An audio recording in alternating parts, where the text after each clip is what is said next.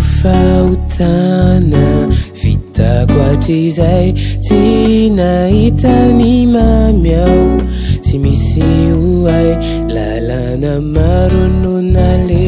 nitadiavako ny sola ny fotoana orandro nandamokavoko nanaramponanao ny tina sy ireo faniriny tsy mba nijery ny wafy fananao adalany ankehitriny trotrakao ary otiamisay tsy misy afa-tseo amiray no mpamonjy ay indro tolotro anao ray malalo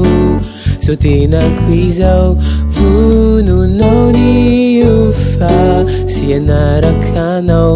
ifanafoko avoko ireo ditratrizay indro ny tanako meko mba raisoaoriray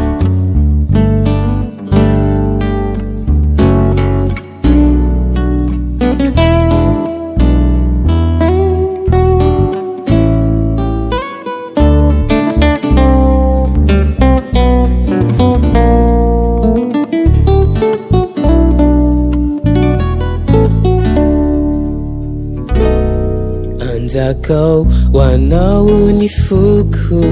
manombokanio omeo ery azoko miazo ny teniko io sao voady ataoko izao ane de horesinao jesosy io ity aho irao irakao indro tolotro anao ray malalo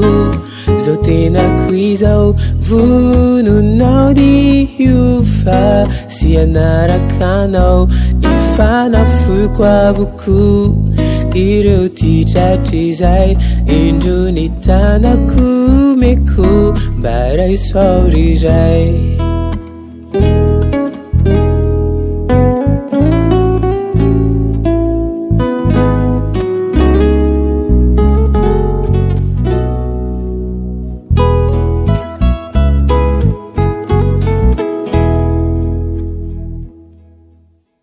indro tolotro anao ray malalo so tenako izao vononao ny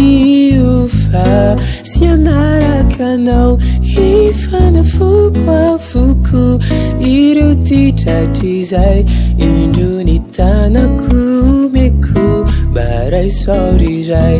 indro ny tanako meko mba raisoaoriray indro ny tanako meko mba raisoaoriray